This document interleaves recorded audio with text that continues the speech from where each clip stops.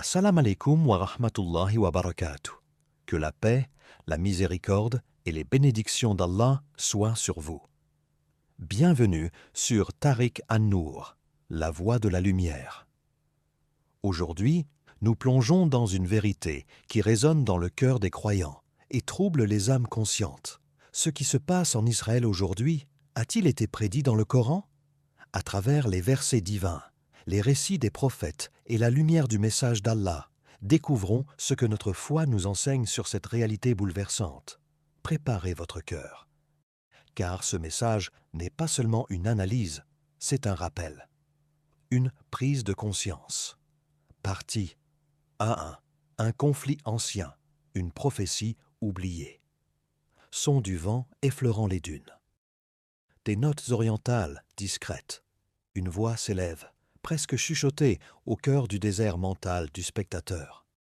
Il y a des paroles qu'on lit, et d'autres qu'on ressent comme un frisson ancestral qui traverse le temps. Des mots anciens, mais dont l'écho semble vibrer aujourd'hui plus que jamais. Et nous avons décrété pour les enfants d'Israël dans le livre, « Vous ferez 2 fois le mal sur la terre, et vous vous montrerez hautain d'une grande arrogance. » Sourate Al-Isra, verset 4. Ce n'est pas une simple information, c'est un sceau, une mise en garde suspendue dans le temps. 2 actes, 2 rébellions, 2 fractures monumentales dans l'histoire d'un peuple choisi, mais aussi éprouvé. La première, les récits anciens en parlent. La seconde, certains disent qu'elle est devant nous. D'autres, plus audacieux, chuchotent qu'elle a déjà commencé. Ibn Kathir raconte, plume tremblante d'érudition, que les fils d'Israël, chaque fois qu'ils tournaient le dos à la révélation, étaient ramenés à la réalité par une claque de l'histoire, des épreuves, des conquêtes, des humiliations. Un cycle qui ne pardonne pas l'oubli. Et nous? Sommes-nous témoins ou complices? Vivons-nous dans le prolongement d'une prophétie que l'humanité aurait préféré enterrer? Et lorsque le premier avertissement vint, nous envoyâmes contre vous des serviteurs dotés d'une force rude qui pénétrèrent à l'intérieur des maisons. Al-Isra, verset 5. La prophétie n'est pas un conte, c'est une clé, et peut-être une alarme. Partie 2.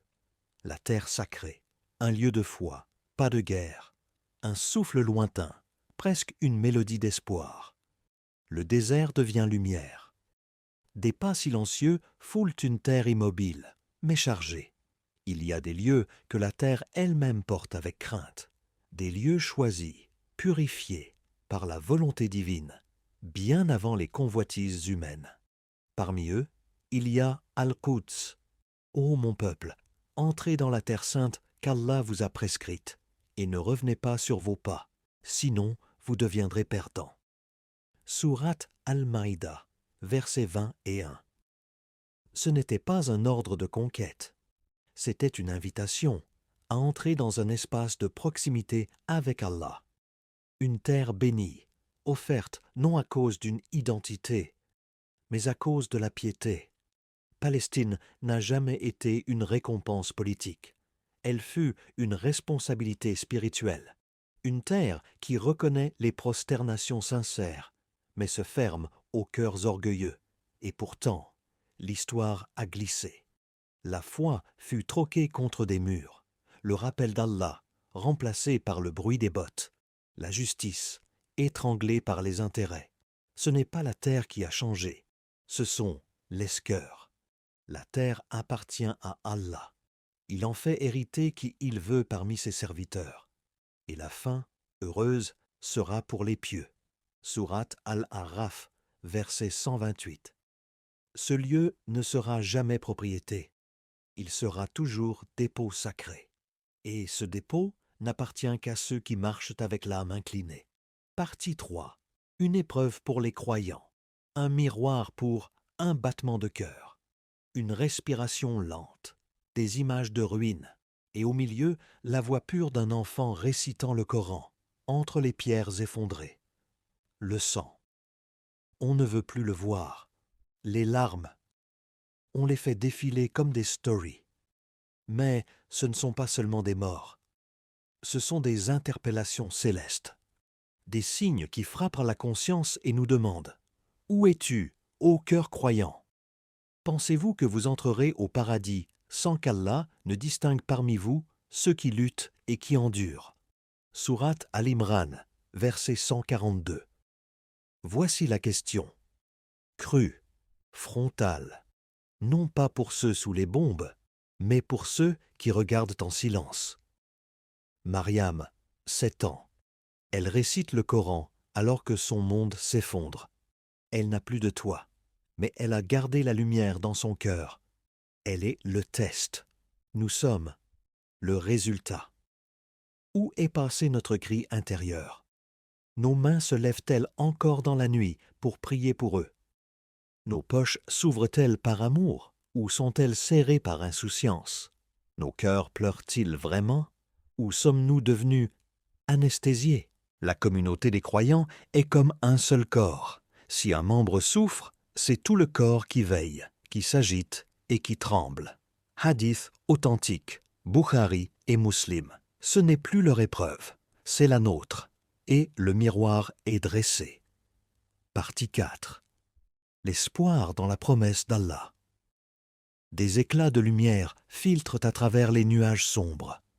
Une voix pleine de certitude résonne, douce mais ferme, comme un baume pour les cœurs meurtris. Oui, la douleur est là. Oui, les cendres couvrent les rues. Mais à travers chaque larme, il y a une promesse. Et cette promesse vient de celui dont la parole ne faillit jamais. Et nous voulions favoriser ceux qui avaient été faibles sur la terre, et faire d'eux des dirigeants, et faire d'eux les héritiers. Sourate Al-Qasas, verset 5. Ce n'est pas un rêve, c'est un décret. Un jour viendra où ceux qui pleurent aujourd'hui riront d'une joie éternelle. Un jour viendra où la pierre ne sera plus lancée, mais dressée pour reconstruire. Un jour viendra où la lumière jaillira là où l'on croyait que tout était fini. La Palestine ne sera pas libérée par la haine. Elle le sera par la constance dans la foi. La justice ne surgira pas des armes, mais des cœurs patients et des mains levées dans la nuit.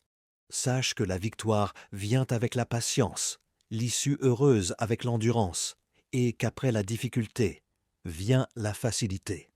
Hadith rapporté par At-Tirmidhi. Frère, sœur, et si c'était toi, et si Allah avait réservé un rôle pour toi dans l'accomplissement de sa promesse, un don, une prière, une action, un mot, un éveil. Quant à la terre, elle appartient à Allah. Il en fait hériter qui il veut parmi ses serviteurs. Sourate Al-A'raf, verset 128. Alors lève-toi.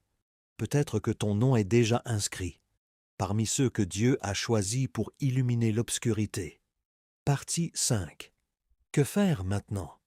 Tu as entendu, tu as vu, tu as pleuré peut-être, mais maintenant, que vas-tu faire? Ce combat n'est pas seulement sur les terres occupées, il est aussi dans ton cœur, dans ta maison, dans ton quotidien. Reconnecte-toi à Allah, pas juste dans les mots, mais dans les silences profonds de tes nuits. Ouvre le Coran. Ne le lis pas simplement. Écoute-le avec ton âme. Fais des duas sincères, pas mécaniques, pas rapides, mais des invocations tremblantes, pleines de noms, pleines d'images, pleines de larmes. Car chaque dua est une flèche invisible, et Allah les entend toutes. Offre, donne, partage. Même si ce n'est qu'un pain, une pièce, une veste, parce que pour Allah, ce n'est pas la quantité qui compte, c'est la sincérité. Sois une voix, pas une colère aveugle, mais une voix droite, éclairée, véridique. Sur les réseaux, dans les conversations, dans ta posture. Parle, quand les autres choisissent le silence. Et surtout, n'oublie jamais, ce que tu vois est aussi ton propre test, ton propre miroir. Quiconque intercède en faveur d'un bien aura une part de ce bien. Sourate An-Nisa, verset 85. Et si ton nom, à toi aussi, pouvait être écrit auprès des justes, simplement parce que tu as agi, prié, donné ou pleuré pour la cause de tes frères. L'heure n'est plus au débat, elle est à l'engagement. Aujourd'hui, nous avons regardé un miroir. Le reflet qu'on y voit, est-il celui d'un cœur vivant ou d'un cœur distrait? La terre de Palestine est blessée, mais elle n'est pas oubliée, car Allah ne dort jamais, et sa promesse est vérité. Assalamu alaikum wa rahmatullahi wa barakatuh. Qu'Allah nous réveille, qu'il nous guide, qu'il nous fasse miséricorde. C'était Tariq An-Nour, la voix de la lumière. Si cette vidéo vous a touché, partagez-la. Pas pour les vues, mais pour réveiller une âme, peut-être la vôtre.